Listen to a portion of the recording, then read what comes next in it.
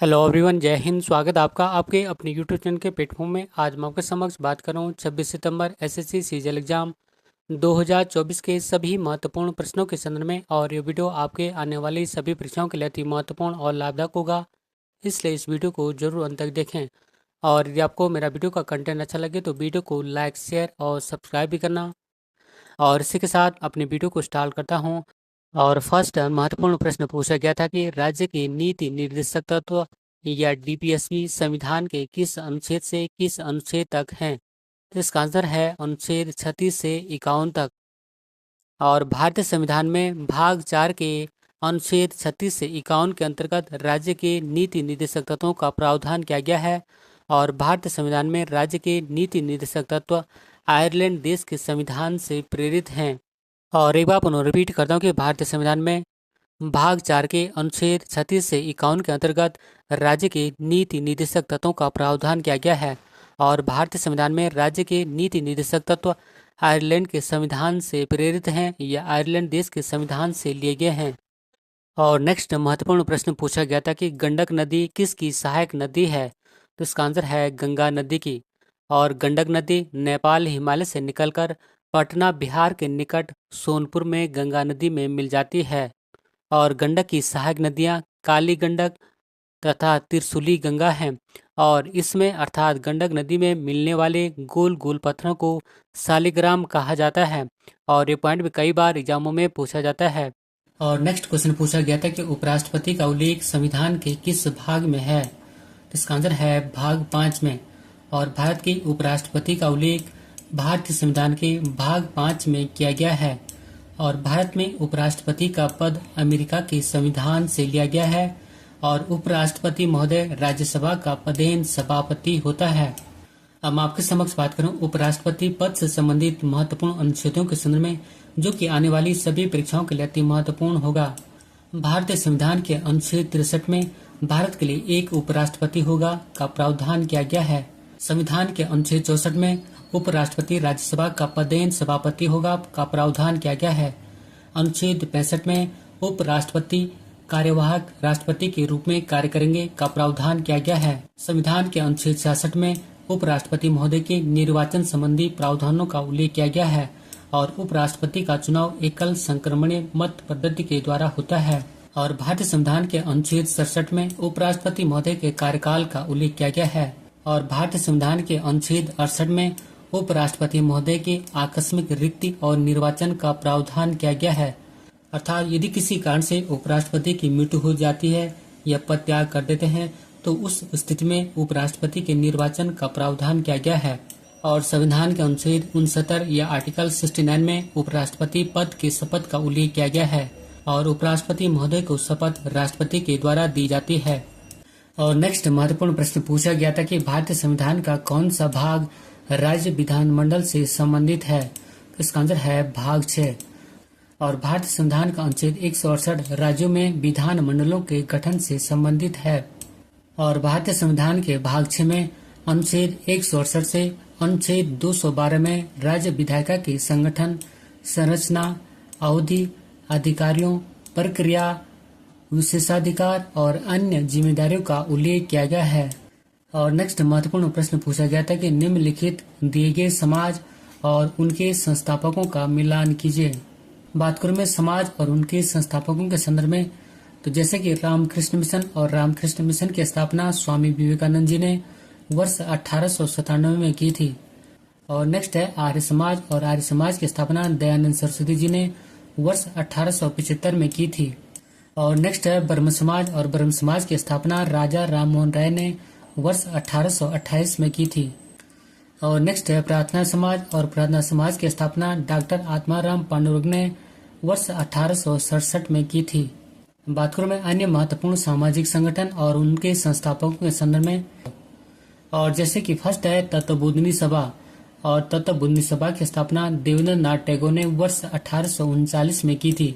और सेकंड है सत्य शोधक समाज, और सत्य शोधक समाज की स्थापना ज्योतिबा फुले ने वर्ष 1873 में की थी।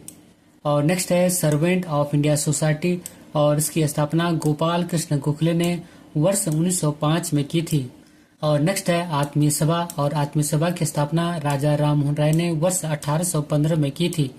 और ये सभी पॉइंट आने वाली परीक्षाओं के लिए अति महत्वपूर्ण हैं। और नेक्स्ट क्वेश्चन पूछा था कि किस सुल्तान ने कृषि की देखभाल के लिए एक अलग विभाग दीवान कोही की स्थापना की थी? तो इसका आंसर है मोहम्मद बिन तुगलक ने। और तुगलक वंश के शासक मोहम्मद बिन तुगलक ने कृषि के विकास के लिए एक अलग विभाग दीवान कोही नामक कृषि विभाग की स्थापना की थी। और मोहम्मद बिन तुगलक ने अपनी राजधानी दिल्ली से देवगिरी में स्थानांतरित की थी और इसका नाम दौलताबाद रखा था। और ये पॉइंट भी कई बार एग्जामों में पूछा जाता है। और नेक्स्ट क्वेश्चन पूछा था कि पश्चिम बंगाल राज्य में एक वर्ष में कितनी चावल की फसलें होती हैं? तो इसका आंसर है 3। और पश्चिम बंगाल राज्य में एक वर्ष में 3 बार धान की फसलें उगाई जाती हैं। और जिसमें कि फर्स्ट है ओस, सेकंड है अमन और थर्ड है बोरो। बात करूं मैं ओस के संदर्भ में, तो यह फसल गर्मियों में बोई जाती है और नवंबर दिसंबर में काटी जाती है। और सेकंड है अमन, और यह फसल जून जुलाई में बोई जाती है और नवंबर और दिसंबर में काटी जाती है। और थर्ड है बोरो, और यह फसल सर्दियों में बोई जाती है और अप्रैल मई में काटी जाती है। और इस प्रकार पश्चिम बंगाल राज्य में धान की 3 फसलें ओस, अमन और बोरो बोई जाती हैं। और नेक्स्ट क्वेश्चन पूछा गया था कि कुकी नृत्य किस राज्य से संबंधित है?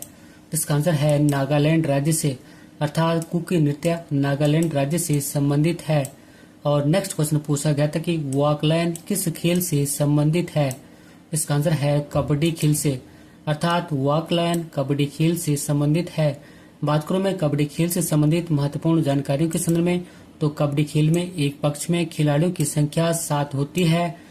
और भारतीय कबड्डी संघ की स्थापना वर्ष 1951 में हुई थी। और नेक्स्ट क्वेश्चन पूछा गया था कि मौसमी बेरोजगारी का संबंध किस क्षेत्र से है? तो इसका आंसर है कृषि क्षेत्र। और मौसमी बेरोजगारी अर्थव्यवस्था के कई क्षेत्रों में देखी जाती है, जैसे कि कृषि क्षेत्र, विनिर्माण क्षेत्र, पर्यटन क्षेत्र और बिक्री क्षेत्र आदि।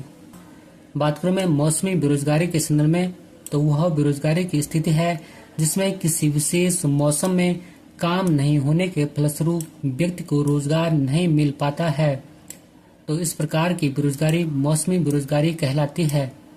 और नेक्स्ट क्वेश्चन पूछा गया था कि पर्यावरण संरक्षण अधिनियम 1986 किसे सभी प्रकार के प्रदूषण को कम करने की शक्ति देता है? तो इसका आंसर है केंद्र सरकार को। और पर्यावरण संरक्षण अधिनियम वर्ष 1986 में पारित हुआ था। और ये पॉइंट भी कई बार एग्जामों में पूछा जाता है कि पर्यावरण संरक्षण अधिनियम कब पारित हुआ था? तो इसका आंसर होगा वर्ष 1986 में। बात करूं मैं पर्यावरण संरक्षण अधिनियम 1986 से संबंधित महत्वपूर्ण जानकारियों के संदर्भ में, तो इस अधिनियम के तहत अर्थात पर्यावरण संरक्षण अधिनियम 1986 के तहत केंद्र सरकार को सभी प्रकार के पर्यावरण प्रदूषण को रोकने और देश के विभिन्न भागों में होने वाली विशिष्ट समस्याओं से निपटने के लिए प्राधिकरण स्थापित करने की शक्ति देता है। और नेक्स्ट क्वेश्चन पूछा गया था कि लोक रंग महोत्सव कहाँ मनाते हैं? उसका आंसर है मध्य प्रदेश राज्य में, अर्थात लोक रंग महोत्सव मध्य प्रदेश राज्य के द्वारा मनाया जाता है। और नेक्स्ट क्वेश्चन पूछा गया था कि नाइटिंगेल ऑफ एशिया अवार्ड 1987 में किसे मिला था? तो इसका आंसर है आशा भोसले को, अर्थात नाइटिंगेल ऑफ एशिया अवार्ड 1987 में आशा भोसले को मिला था। और नेक्स्ट क्वेश्चन पूछा गया था कि किसने सिंगापुर ओपन 2022 सुपर 500 ट्रॉफी जीती? तो इसका आंसर है पीबी सिंधु ने, अर्थात पीबी सिंधु ने सिंगापुर ओपन 2022 सुपर 500 ट्रॉफी जीती है। और नेक्स्ट क्वेश्चन पूछा गया था कि पक्षियों और स्तनधारियों में कौन से लक्षण समान होते हैं? तो इसका आंसर है दोनों गर्म रक्त वाले होते हैं।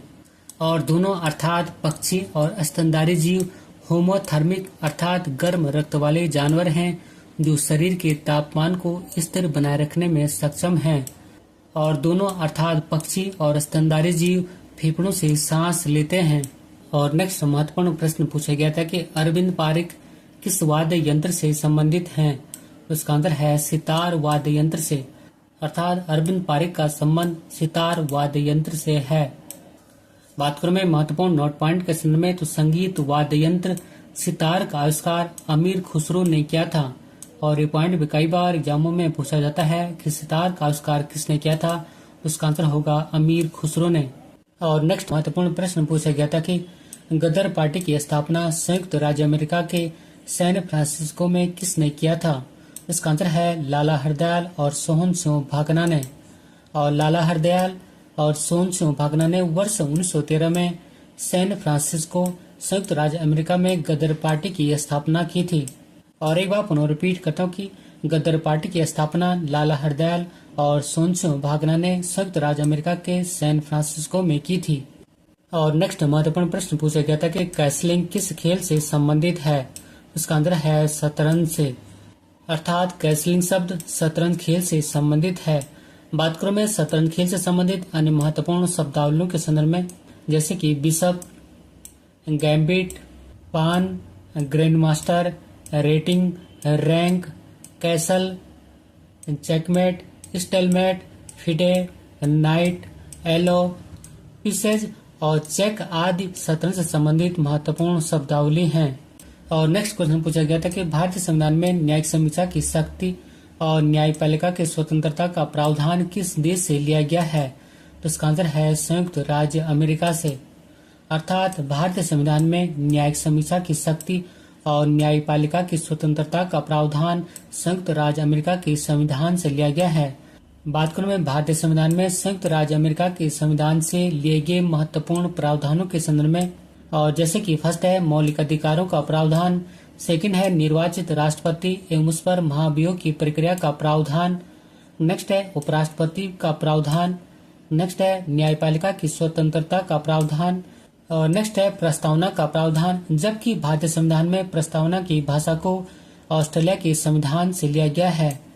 और नेक्स्ट है संविधान की सरोजता का प्रावधान, नेक्स्ट है वित्तीय आपातकाल का प्रावधान, और नेक्स्ट है न्यायिक पुनर्विलोकन का प्रावधान, और नेक्स्ट है उच्च तथा उच्चतम न्यायालय के न्यायाधीशों को हटाए जाने की प्रक्रिया का प्रावधान।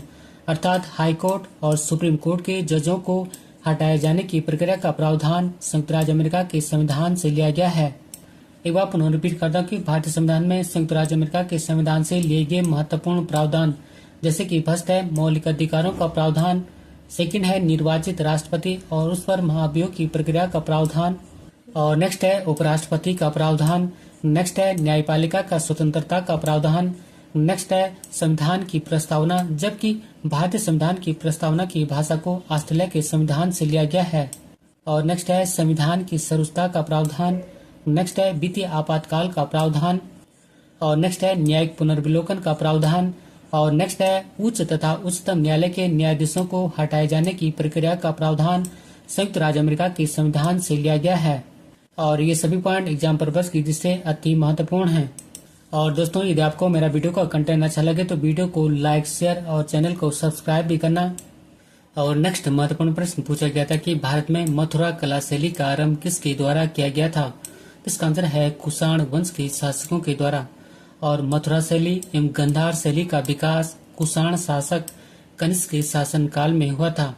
बात करें महत्वपूर्ण नोट पॉइंट के संदर्भ में तो कुषाण शासक कनिष्क के शासन काल में चतुर्थ बौद्ध संगीति कुंडन वन कश्मीर में वसुमित्र की अध्यक्षता में हुई थी। अर्थात कह सकते हैं कि चतुर्थ बौद्ध संगीत का आयोजन कुषाण शासक कनिष्क के शासन काल में कुंडन वन कश्मीर में वसुमित्र की अध्यक्षता में हुई थी। और नेक्स्ट महत्वपूर्ण प्रश्न पूछा गया था कि बेलूर मठ की स्थापना किसने की थी? इसका आंसर है स्वामी विवेकानंद ने। अर्थात बेलूर मठ की स्थापना स्वामी विवेकानंद ने की थी। और रामकृष्ण मिशन का मुख्यालय बेलूर मठ पश्चिम बंगाल में स्थित है। बात करें मैं स्वामी विवेकानंद से संबंधित महत्वपूर्ण जानकारियों के संदर्भ में तो स्वामी विवेकानंद परमहंस रामकृष्ण के शिष्य थे। और स्वामी विवेकानंद का जन्म 12 जनवरी 1863 को हुआ था। और स्वामी विवेकानंद के जन्म दिवस 12 जनवरी को भारत में राष्ट्रीय युवा दिवस के रूप में मनाया जाता है। और ज्ञान योग, कर्म योग और राजयोग स्वामी विवेकानंद की महत्वपूर्ण पुस्तकें हैं। और नेक्स्ट महत्वपूर्ण प्रश्न पूछा गया था कि चंदेरी का युद्ध किसके मध्य हुआ था? इसका आंसर है मुगल सम्राट बाबर और राजपूत शासक मेदिन राय के मध्य। अर्थात चंदेरी का युद्ध मुगल शासक बाबर और राजपूत शासक मेदिन राय के मध्य हुआ था। बात करूं मैं बाबर के द्वारा लड़े गए 4 महत्वपूर्ण युद्धों के संदर्भ में, और जैसे कि फर्स्ट है पानीपत का प्रथम युद्ध, और यह युद्ध 21 अप्रैल 1526 को हुआ था। और यह युद्ध इब्राहिम लोदी और बाबर के मध्य लड़ा गया था और इस युद्ध में बाबर विजयी हुआ था। और सेकंड है खानवा का युद्ध और यह युद्ध 17 मार्च 1527 को हुआ था और यह युद्ध राणा सांगा और बाबर के मध्य हुआ था और इस युद्ध में भी बाबर की विजय हुई थी। और थर्ड है चंदेरी का युद्ध और यह युद्ध 29 जनवरी 1528 को हुआ था और यह युद्ध मेदिन राय और बाबर के मध्य हुआ था और इस युद्ध में बाबर विजयी हुआ था। और नेक्स्ट है घाघरा का युद्ध और यह युद्ध 6 मई 1529 को हुआ था और यह युद्ध अफगानों और बाबर के मध्य हुआ था और इस युद्ध में भी बाबर की विजय हुई थी। और इन चारों युद्धों को याद करने की ट्रिक है पान खा चल घर, जिसमें कि पान का अर्थ है पानीपत का प्रथम युद्ध, खा का अर्थ है खानवा का युद्ध, चल का अर्थ है चंदेरी का युद्ध और घर का अर्थ है घाघरा का युद्ध। इस प्रकार इन चारों युद्धों को याद करने की ट्रिक है पान खा चल घर। और नेक्स्ट क्वेश्चन पूछा गया था कि फुगड़ी नृत्य किस राज्य से संबंधित है। उसका आंसर है गोवा से। और फुगड़ी नृत्य गोवा का एक लोक नृत्य है और फुगड़ी नृत्य गोवा के कोंकण क्षेत्र की महिलाओं के द्वारा गणेश चतुर्थी और व्रत जैसे धार्मिक त्योहारों के दौरान किया जाता है। बात करें मैं गोवा राज्य के अन्य महत्वपूर्ण लोक नृत्यों के संदर्भ में तो जैसे कि घोड़े मोडनी नृत्य, तरंगमेल नृत्य, कोली नृत्य, देखनी नृत्य और सिग्मो आदि महत्वपूर्ण लोक नृत्य हैं। और नेक्स्ट महत्वपूर्ण प्रश्न पूछा गया था कि मच्छर किस फाइलम से संबंधित है। तो इसका आंसर है आर्थ्रोपोडा संघ से, अर्थात मच्छर आर्थ्रोपोडा संघ से संबंधित है। और आर्थ्रोपोडा संघ के जीव एकलिंगी होते हैं और इन जीवों में निषेचन शरीर के अंदर ही होता है।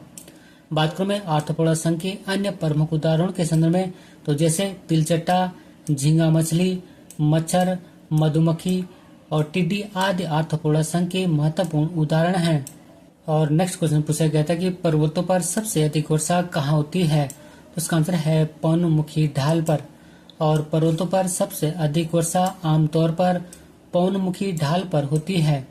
और नेक्स्ट महत्वपूर्ण प्रश्न पूछा गया था कि यदि सरकारी राजस्व व्यय राजस्व प्राप्त से अधिक हो तो इसे क्या कहा जाता है। तो इसका आंसर है राजस्व घाटा। बात करूं मैं राजस्व घाटा या रेवेन्यू डिफिसिट से संबंधित महत्वपूर्ण जानकारियों के संदर्भ में तो जब किसी सरकार का राजस्व व्यय अर्थात राजस्व खर्च राजस्व प्राप्तियों से अधिक हो जाता है तो उसे राजस्व घाटा या रेवेन्यू डिफिसिट कहा जाता है। और राजस्व घाटा में सरकार की कुल व्ययगत व्यय और पूंजीगत व्यय भी शामिल होते हैं। और नेक्स्ट महत्वपूर्ण प्रश्न पूछा गया था कि सबसे कम अवधि के लिए भारत के प्रधानमंत्री कौन थे। तो इसका आंसर है गुलजारी लाल नंदा, अर्थात सबसे कम अवधि के लिए भारत के प्रधानमंत्री गुलजारी लाल नंदा थे। और गुलजारी लाल नंदा 27 मई 1964 से 9 जून 1964 तक कुल 13 दिनों तक और पुनः 11 जनवरी 1966 से 24 जनवरी 1966 तक लगभग 14 दिनों तक कार्यवाहक प्रधानमंत्री रहे थे। बात करूं मैं महत्वपूर्ण नोट पॉइंट के संदर्भ में तो सबसे लंबा कार्यकाल वाले प्रधानमंत्री जवाहरलाल नेहरू हैं और जवाहरलाल नेहरू 16 वर्ष 286 दिन प्रधानमंत्री रहे। और नेक्स्ट महत्वपूर्ण प्रश्न पूछा गया था कि एक छड़ चुंबक को लटकाया गया है तथा वो घूमने के लिए स्वतंत्र है। चुंबक का उत्तरी ध्रुव किस दिशा में इंगित करेगा। तो इसका आंसर है उत्तर की ओर, अर्थात उत्तर दिशा की ओर। और चुंबक के 2 ध्रुव होते हैं, उत्तरी ध्रुव और दक्षिणी ध्रुव। और नेक्स्ट महत्वपूर्ण प्रश्न पूछा गया है कि भारत में तिब्बत की सांगपो नदी को क्या कहा जाता है। तो इसका आंसर है ब्रह्मपुत्र नदी। और ब्रह्मपुत्र नदी तिब्बत के मानसरोवर झील के पास से निकलती है और ब्रह्मपुत्र नदी 3 देशों चीन, भारत और बांग्लादेश में बहती है। और ब्रह्मपुत्र नदी की कुल लंबाई 2900 किलोमीटर है और जबकि भारत में ब्रह्मपुत्र नदी की लंबाई 916 किलोमीटर है और ब्रह्मपुत्र नदी भारत की सबसे चौड़ी नदी है। बात करूं मैं ब्रह्मपुत्र नदी के अन्य नामों के संदर्भ में तो ब्रह्मपुत्र नदी को तिब्बत में यालुंग सांगपो के नाम से जाना जाता है। अरुणाचल प्रदेश में ब्रह्मपुत्र नदी को दिहांग के नाम से जाना जाता है। असम में ब्रह्मपुत्र नदी को ब्रह्मपुत्र के नाम से जाना जाता है और बांग्लादेश में ब्रह्मपुत्र नदी को जमुना के नाम से जाना जाता है।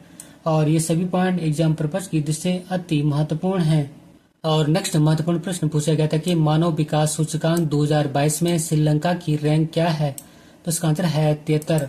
और मानव विकास सूचकांक या HDI रिपोर्ट को संयुक्त राष्ट्र विकास कार्यक्रम के द्वारा जारी किया जाता है। तो बात करें में संयुक्त राष्ट्र विकास कार्यक्रम या यूएनडीपी के संदर्भ में, तो इसकी स्थापना वर्ष 1965 में हुई थी और इसका मुख्यालय न्यूयॉर्क, अमेरिका में स्थित है। और नेक्स्ट महत्वपूर्ण प्रश्न पूछा गया था कि मुंबई बंदरगाह पर दबाव कम करने वाला बंदरगाह कौन सा है। उसका आंसर है जवाहरलाल नेहरू बंदरगाह। और जवाहरलाल नेहरू बंदरगाह भारत के पश्चिमी तट पर स्थित बंदरगाह है और पहले इसका नाम अर्थात जवाहरलाल नेहरू बंदरगाह का नाम नवाज सेवा बंदरगाह था। बात करूं मैं भारत के पश्चिमी तट पर स्थित बंदरगाहों के संदर्भ में, तो फर्स्ट है कांडला बंदरगाह और यह गुजरात राज्य में स्थित है। और नेक्स्ट है नवाज सेवा बंदरगाह और यह महाराष्ट्र राज्य में स्थित है और जिसका कि नया नाम जवाहरलाल नेहरू बंदरगाह है। और नेक्स्ट है मुंबई बंदरगाह और यह भी महाराष्ट्र राज्य में स्थित है। और नेक्स्ट है मंगलुरु बंदरगाह और यह कर्नाटक राज्य में स्थित है। और नेक्स्ट है कोची बंदरगाह और यह केरल राज्य में स्थित है। और नेक्स्ट है मार्मा गोवा बंदरगाह और यह गोवा राज्य में स्थित है। और ये सभी पॉइंट एग्जाम पर्पज की दृष्टि से अति महत्वपूर्ण है। और नेक्स्ट महत्वपूर्ण प्रश्न पूछा गया था कि रोटिला पंडुगा या रोटी फेस्टिवल किस राज्य का त्योहार है। उसका आंसर है आंध्र प्रदेश राज्य का। अर्थात रोटिला पंडुगा या रोटी फेस्टिवल त्योहार आंध्र प्रदेश राज्य का है। और नेक्स्ट क्वेश्चन पूछा गया था कि पद्म विभूषण पुरस्कार विजेता उमायुलपुरम के शिवरावन का संबंध किससे है। तो उसका आंसर है मृदगम से। अर्थात पद्म विभूषण पुरस्कार प्राप्त करता उमयालपुरम के शिवरामन का संबंध मृदगम से है। और नेक्स्ट महत्वपूर्ण प्रश्न की भारत का संघ लोक सेवा आयोग या यूपीएससी या यूनियन पब्लिक सर्विस कमीशन किस अनुच्छेद के तहत स्थापित किया गया है। और इसका आंसर है अनुच्छेद 315। और भारतीय संविधान का भाग 14 में अनुच्छेद 315 से अनुच्छेद 343 तक संघ लोक सेवा आयोग या यूपीएससी का प्रावधान किया गया है। और यूपीएससी का गठन 1 अक्टूबर 1926 में हुआ था और इसका मुख्यालय नई दिल्ली में स्थित है। और British governor general Lord Cornwallis को भारत में सिविल सेवाओं का जनक माना जाता है। और एक बार पुनः रिपीट करता हूँ कि भारतीय संविधान का भाग 14 में अनुच्छेद 315 से अनुच्छेद 343 तक संघ लोक सेवा आयोग या यूनियन पब्लिक सर्विस कमीशन का प्रावधान किया गया है। और यूपीएससी का गठन 1 अक्टूबर 1926 में किया गया था और इसका मुख्यालय नई दिल्ली में स्थित है। और British governor general Lord Cornwallis को भारत में सिविल सेवाओं का जनक माना जाता है। और नेक्स्ट महत्वपूर्ण प्रश्न है कि भारत के किन भागों में मौसमी हवा लू चलती है। तो इसका आंसर है राजस्थान। बात करें में लू से संबंधित महत्वपूर्ण जानकारियों के संदर्भ में, तो भारत के उत्तर पश्चिमी भागों में ग्रीष्म ऋतु में अर्थात मई एवं जून के महीनों में निम्न वायुदाब गर्त क्षेत्र में दोपहर के समय में चलने वाली गर्म एवं शुष्क पवनों को लू कहते हैं। अर्थात उत्तर पश्चिमी भारत के शुष्क भागों में ग्रीष्म ऋतु में चलने वाली गर्म एवं शुष्क हवाओं को लू कहा जाता है। और एक बार पुनः रिपीट करता कि उत्तर पश्चिमी भारत के शुष्क भागों में ग्रीष्म ऋतु में चलने वाली गर्म एवं शुष्क हवाओं को लू कहा जाता है। और नेक्स्ट महत्वपूर्ण प्रश्न है कि मिट्टी के घड़े में पानी किस प्रक्रिया के कारण ठंडा रहता है। तो इसका आंसर है वाष्पीकरण। अर्थात मिट्टी के घड़े में पानी वाष्पीकरण की प्रक्रिया के कारण ठंडा रहता है। और नेक्स्ट महत्वपूर्ण प्रश्न है कि सुबनसिरी नदी किसकी सहायक नदी है। तो इसका आंसर है ब्रह्मपुत्र नदी की। अर्थात सुबनसिरी नदी ब्रह्मपुत्र नदी की सहायक नदी है। बात करूं मैं ब्रह्मपुत्र नदी की अन्य प्रमुख सहायक नदियों के संदर्भ में, तो जैसे कि दिबांग नदी, लोहित नदी, कामेग नदी, सुबनसिरी नदी, मानस नदी, पुथीमारी नदी, धनसिटी नदी, पगलडिया नदी और तिस्ता नदी ब्रह्मपुत्र नदी की अन्य प्रमुख सहायक नदियां हैं। और नेक्स्ट महत्वपूर्ण प्रश्न है कि नीति आयोग के वर्तमान सीईओ कौन है। तो इसका आंसर है BVR सुब्रमण्यम। अर्थात नीति आयोग के वर्तमान सीईओ अर्थात chief executive officer BVR Subramanyam है। बात करूं मैं नीति आयोग से संबंधित महत्वपूर्ण जानकारियों के संदर्भ में, तो नीति का पूरा नाम national institution for transforming India होता है और हिंदी में इसका नाम राष्ट्रीय भारत परिवर्तन संस्थान है। और इसकी स्थापना 1 जनवरी 2015 को हुई थी। इसका मुख्यालय नई दिल्ली में स्थित है। और नीति आयोग की पहली बैठक 8 फरवरी 2015 को हुई थी। और नीति आयोग के प्रथम उपाध्यक्ष अरविंद पनगड़िया थे। और नीति आयोग भारत सरकार का एक मुख्य थिंक टैंक है। और नीति आयोग के अध्यक्ष प्रधानमंत्री होते हैं। और नीति आयोग के वर्तमान उपाध्यक्ष डॉक्टर सुमन के बेरी हैं। और नीति आयोग के वर्तमान सीईओ अर्थात चीफ एग्जीक्यूटिव ऑफिसर या मुख्य कार्यकारी अधिकारी BVR सुब्रमण्यम हैं। और एक बार पुनः रिपीट करता हूँ कि नीति का पूरा नाम national institution for transforming India होता है, जबकि हिंदी में इसका नाम राष्ट्रीय भारत परिवर्तन संस्थान है। और इसकी स्थापना 1 जनवरी 2015 को हुई थी। इसका मुख्यालय नई दिल्ली में स्थित है। और नीति आयोग की पहली बैठक 8 फरवरी 2015 को हुई थी। और नीति आयोग के प्रथम उपाध्यक्ष अरविंद पनगड़िया थे। और नीति आयोग भारत सरकार का एक मुख्य थिंक टैंक है। और ये पॉइंट कई बार जम्मू में पूछा भी जाता है कि नीति आयोग क्या है, तो यह भारत सरकार का एक मुख्य थिंक टैंक है और इसके अध्यक्ष प्रधानमंत्री होते हैं। और नीति आयोग के वर्तमान उपाध्यक्ष डॉक्टर सुमन के बेरी हैं, जबकि नीति आयोग के वर्तमान सीईओ अर्थात मुख्य कार्यकारी अधिकारी या chief executive officer BVR Subramaniam ji हैं। और नेक्स्ट महत्वपूर्ण प्रश्न पूछा गया था कि यक्षगान लोक नृत्य किस भारतीय राज्य से संबंधित है, तो इसका आंसर है कर्नाटक, अर्थात यक्षगान लोक नृत्य कर्नाटक राज्य से संबंधित है। और नेक्स्ट क्वेश्चन पूछा गया था कि पंडित रामनारायण किस वाद्य यंत्र से संबंधित हैं, तो इसका आंसर है सारंगी। और पंडित रामनारायण को वर्ष 2005 में भारत के दूसरे सर्वोच्च नागरिक सम्मान पद्म विभूषण से सम्मानित किया गया था। और नेक्स्ट महत्वपूर्ण प्रश्न पूछा गया था कि भारतीय संविधान का अनुच्छेद 46 अर्थात आर्टिकल 46 किसके शैक्षिक और आर्थिक हितों के संवर्धन को दर्शाता है, और इसका आंसर है अनुसूचित जातियों और अनुसूचित जनजातियों सहित समाज के कमजोर वर्गों के शैक्षिक और आर्थिक हितों के संवर्धन को दर्शाता है। और यह अर्थात अनुच्छेद 46 राज्य के नीति निर्देशक सिद्धांत का भाग है। और राज्य के नीति निर्देशक सिद्धांतों का उल्लेख भारतीय संविधान के भाग 4 में अनुच्छेद 36 से 51 तक किया गया है। और नेक्स्ट महत्वपूर्ण प्रश्न की 8वीं से 10वीं शताब्दी तक उत्तरी भारत में त्रिपक्षीय संघर्ष में भाग लेने वाले कौन थे, इसका आंसर है पाल वंश, प्रतिहार वंश और राष्ट्रकूट वंश। अर्थात 8वीं से 10वीं शताब्दी तक उत्तरी भारत में त्रिपक्षीय संघर्ष में भाग लेने वाले पाल वंश, प्रतिहार वंश और राष्ट्रकूट वंश थे। बात करें में पाल वंश, प्रतिहार वंश और राष्ट्रकूट वंश से संबंधित महत्वपूर्ण जानकारियों के संदर्भ में बात करें में पाल वंश के संदर्भ में, तो पाल वंश का संस्थापक गोपाल था और इसकी राजधानी मुंगेर थी। बात करें में राष्ट्रकूट वंश के संदर्भ में, तो राष्ट्रकूट वंश का संस्थापक दंती दुर्ग था और इसकी राजधानी मान्यखेत थी। और बात करें में प्रतिहार वंश के संदर्भ में, तो प्रतिहार वंश का संस्थापक नागभट्ट था और इसकी राजधानी कन्नौज थी। और ये सभी पॉइंट एग्जाम पर्पस की दृष्टि से अति महत्वपूर्ण हैं। और नेक्स्ट महत्वपूर्ण प्रश्न पूछा गया था कि राष्ट्रीय युवा नीति के लिए आयु सीमा क्या है, इसका आंसर है 15 से 29 वर्ष। बात करें राष्ट्रीय युवा नीति या नेशनल यूथ पॉलिसी से संबंधित महत्वपूर्ण जानकारियों के संदर्भ में, तो इसकी शुरुआत फरवरी 2014 में हुई थी। और इस नीति के तहत युवाओं की परिभाषा 15 से 29 उम्र के लोगों के लिए है। और नेक्स्ट महत्वपूर्ण प्रश्न पूछा गया था कि चमड़ा श्रमिकों की सामाजिक स्थिति में सुधार के लिए मध्य भारत में सतनामी आंदोलन किसने शुरू किया था, तो इसका आंसर है घासीदास ने। और घासीदास ने वर्ष 1820 में सतनामी आंदोलन शुरू किया था। और घासीदास ने चमड़ा श्रमिकों की सामाजिक स्थिति में सुधार के लिए मध्य भारत में सतनामी आंदोलन शुरू किया था। और नेक्स्ट महत्वपूर्ण प्रश्न पूछा गया था कि वर्ष 1894 में महात्मा गांधी ने अन्य भारतीयों के साथ मिलकर नस्लीय भेदभाव के खिलाफ लड़ने के लिए किसकी स्थापना की थी, इसका आंसर है नेटाल कांग्रेस की। और महात्मा गांधी ने दक्षिण अफ्रीका में वर्ष 1894 में नेटाल कांग्रेस की स्थापना की थी। अर्थात महात्मा गांधी जी ने नेटाल कांग्रेस की स्थापना वर्ष 1894 में दक्षिण अफ्रीका में की थी। और नेक्स्ट क्वेश्चन है कि विशु किस राज्य का प्रसिद्ध त्योहार है, इसका आंसर है केरल का। और विशु केरल के लोगों के लिए नववर्ष की शुरुआत का प्रतीक है। और यह त्योहार मलयालम कैलेंडर के मैदम महीने में बहुत धूमधाम और जोश के साथ मनाया जाता है। और त्योहार का सबसे महत्वपूर्ण हिस्सा विशुकानी है।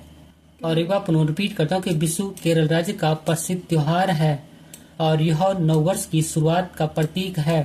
और नेक्स्ट क्वेश्चन पूछा गया था कि पुष्य भूति वंश से पहले कौन सा राजवंश आया था, तो इसका आंसर है गुप्त वंश। और गुप्त वंश के पतन के बाद जिन नए राजवंशों का उदय हुआ उनमें प्रमुख थे मैत्रक वंश, मौखरी वंश, पुष्य भूति वंश, परवर्ती गुप्त वंश और गौड़ वंश आदि प्रमुख राजवंश थे। और इन सभी राजवंशों में पुष्यभूति वंश के शासकों ने सबसे विशाल साम्राज्य स्थापित किया था। बात करूं मैं पुष्यभूति वंश से संबंधित महत्वपूर्ण जानकारियों के संदर्भ में, तो पुष्यभूति वंश का संस्थापक पुष्यभूति था और इसकी राजधानी थानेश्वर थी, जो कि कई बार एग्जामों में पूछी जाती है। और नेक्स्ट महत्वपूर्ण प्रश्न पूछा गया था कि विशिष्ट प्रतिरोध का एसआई मात्रक क्या है, तो इसका आंसर है ओम मीटर, अर्थात विशिष्ट प्रतिरोध का एसआई मात्रक ओम मीटर होता है। बात करूं मैं अन्य महत्वपूर्ण पदार्थों के एसआई मात्रकों के संदर्भ में, तो ताप का एसआई मात्रक केल्विन होता है, विद्युत धारा का एसआई मात्रक एम्पियर होता है, ज्योति तीव्रता का एसआई मात्रक कैंडेला होता है, पदार्थ का परिमाण का एसआई मात्रक मोल होता है, शक्ति का एसआई मात्रक वाट होता है, बल का एसआई मात्रक न्यूटन होता है और कार्य का एसआई मात्रक जूल होता है। और ये सभी पॉइंट आने वाली परीक्षाओं के लिए अति महत्वपूर्ण हैं। और नेक्स्ट महत्वपूर्ण प्रश्न पूछा गया था कि अमृत धरोहर योजना किससे संबंधित है, तो इसका आंसर है पर्यावरण, वन और जलवायु परिवर्तन मंत्रालय से। बात करूं मैं अमृत धरोहर योजना से संबंधित महत्वपूर्ण जानकारियों के संदर्भ में, तो इस योजना की शुरुआत 5 जून 2023 को हुई थी और इस योजना का उद्घाटन प्रधानमंत्री नरेंद्र मोदी ने किया था। और अमृत धरोहर योजना का मुख्य उद्देश्य स्थानीय समुदायों की सुरक्षा और स्थानीय आर्द्रभूमि पारिस्थितिकी का संरक्षण करना है। एक बार पुनः रिपीट करता हूँ कि अमृत धरोहर योजना की शुरुआत 5 जून 2023 को हुई थी और इसका उद्घाटन प्रधानमंत्री नरेंद्र मोदी ने किया था। और इस योजना का मुख्य उद्देश्य स्थानीय समुदायों की सुरक्षा और स्थानीय आर्द्रभूमि पारिस्थितिकी का संरक्षण करना है। और नेक्स्ट महत्वपूर्ण प्रश्न पूछा गया था कि किसके द्वारा विकसित ई गोपाल एप्लीकेशन का वेब संस्करण अगस्त 2021 में डेयरी किसानों की सहायता के लिए लॉन्च किया गया है, तो इसका आंसर है राष्ट्रीय डेयरी विकास बोर्ड या नेशनल डेयरी डेवलपमेंट बोर्ड या एनडीडीबी के द्वारा। और ई गोपाला एप्लीकेशन को राष्ट्रीय डेयरी विकास बोर्ड ने विकसित किया है और ई गोपाला एप्लीकेशन को 29 अगस्त 2021 को लॉन्च किया गया है और इसका मुख्य उद्देश्य डेयरी किसानों की सहायता करना है। बात करूं मैं एनडीडीपी या राष्ट्रीय डेयरी विकास बोर्ड के संदर्भ में, तो उसकी स्थापना 16 जुलाई 1965 को हुई थी। बात करूं मैं राष्ट्रीय डेयरी विकास बोर्ड या एनडीडीबी के संदर्भ में, तो उसकी स्थापना 16 जुलाई 1965 को हुई थी और इसका मुख्यालय आनंद गुजरात में है। और बात करूं मैं राष्ट्रीय डेयरी अनुसंधान संस्थान या एनडीआरआई के संदर्भ में, उसकी स्थापना वर्ष 1923 में हुई थी और इसका मुख्यालय करनाल हरियाणा में स्थित है। और एनडीआरआई की स्थापना वर्ष 1923 में imperial institute for animal husbandry and dairy के रूप में बेंगलुरु में की गई थी। और ये सभी पॉइंट एग्जाम पर्पज की दृष्टि से अति महत्वपूर्ण हैं। एक बार पुनः रिपीट करता हूँ कि राष्ट्रीय डेयरी विकास बोर्ड की स्थापना 16 जुलाई 1965 को हुई थी। इसका मुख्यालय आनंद गुजरात में स्थित है, जबकि राष्ट्रीय डेयरी अनुसंधान संस्थान की स्थापना वर्ष 1923 में हुई थी और इसका मुख्यालय करनाल हरियाणा में स्थित है। और ये सभी पॉइंट एग्जाम पर्पज की दृष्टि से अति महत्वपूर्ण हैं। और दोस्तों, यदि आपको मेरा वीडियो का कंटेंट अच्छा लगे तो वीडियो को लाइक, शेयर और सब्सक्राइब भी करना। और नेक्स्ट महत्वपूर्ण प्रश्न की वर्ष 2008 बीजिंग ओलंपिक में अभिनव बिंद्रा ने किस खेल में स्वर्ण पदक जीता था, तो इसका आंसर है निशानेबाजी में। बात करूं मैं अभिनव बिंद्रा से संबंधित महत्वपूर्ण जानकारियों के संदर्भ में, तो अभिनव बिंद्रा ओलंपिक खेलों में व्यक्तिगत स्पर्धा में स्वर्ण पदक जीतने वाले पहले भारतीय खिलाड़ी हैं। और अभिनव बिंद्रा ने वर्ष 2008 के बीजिंग ओलंपिक में पुरुषों की 10 मीटर एयर राइफल स्पर्धा में स्वर्ण पदक जीता था। और इसी पॉइंट के साथ अपनी वीडियो को समाप्त करता हूं। यदि आपको मेरा वीडियो का कंटेंट पसंद आए तो वीडियो को लाइक, शेयर और सब्सक्राइब भी करना। मिलते हैं जल्दी नेक्स्ट वीडियो में। धन्यवाद।